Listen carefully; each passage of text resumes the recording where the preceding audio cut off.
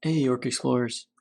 Today, we're going to read about a young man from Japan who traveled across the United States by himself, and he enjoyed it so much that it actually felt like home to him. This book was written and illustrated by the main character's grandson, Alan Say, and it is called Grandfather's Journey. Okay, here we go. My grandfather was a young man when he left his home in Japan and went to see the world. He wore European clothes for the first time and began his journey on a steamship. The Pacific Ocean astonished him.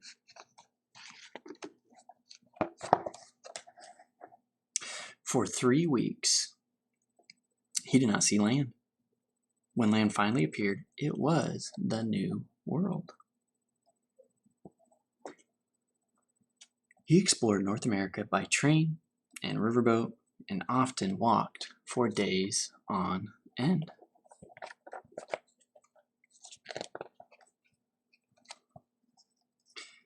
Deserts with rocks like enormous sculptures amazed him. The endless farm fields reminded him of the ocean he had crossed. How does this illustration make you think of an ocean?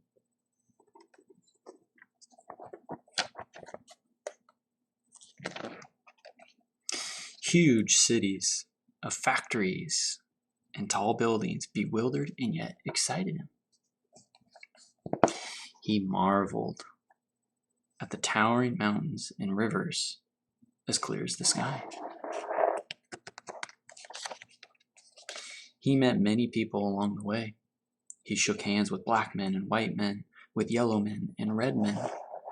The more he traveled, the more he longed to see new places and never thought of returning home.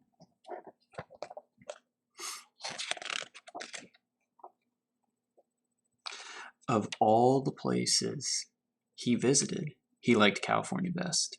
He loved the strong sunlight there, the Sierra Mountains, the lonely seacoast.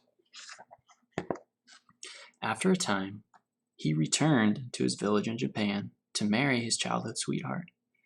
Then he brought his bride to the new country.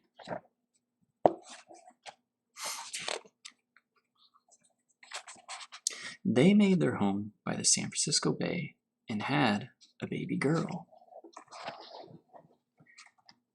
As his daughter grew, my grandfather began to think about his own childhood.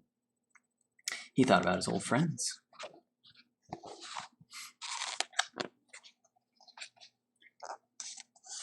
He remembered the mountains and rivers of his home. He surrounded himself with songbirds, but he could not forget. Finally, when his daughter was nearly grown, he could wait no more. He took his family and returned to his homeland. What do you think his daughter will think of Japan?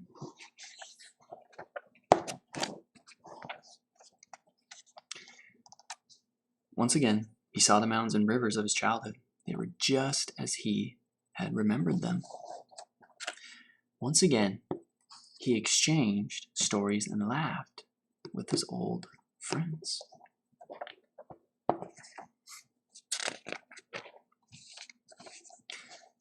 But the village was not a place for a daughter from San Francisco. So my grandfather bought a house in a large city nearby. There, the young woman fell in love, married, and sometime later, I was born.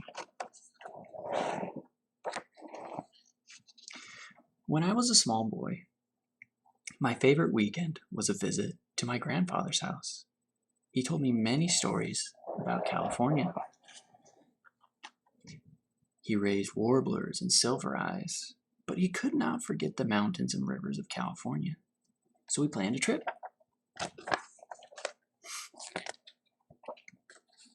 But a war began. Bombs fell from the sky and scattered our lives like leaves in a storm.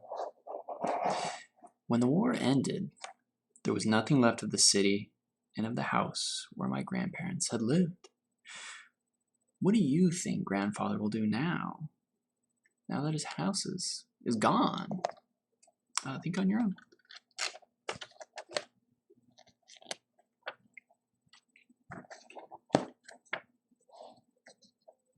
So they returned to the village where they had been children.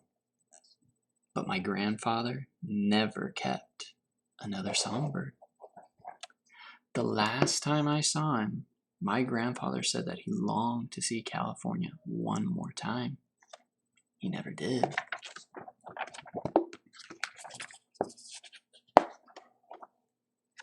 And when I was nearly grown, I left home and went to see California for myself. After a time, I came to love the land my grandfather had loved, and I stayed on and on until I had a daughter of my own. But I also miss the mountains and rivers of my childhood. I miss my old friends.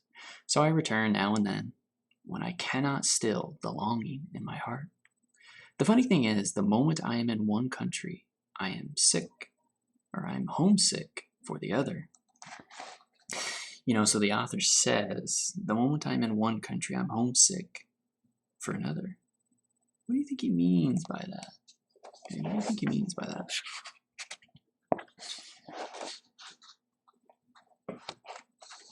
I think I know my grandfather now. I miss him very much. Okay, boys and girls, so think about grandfather. What do you think made him want to leave Japan? And what are some things that made him want to return?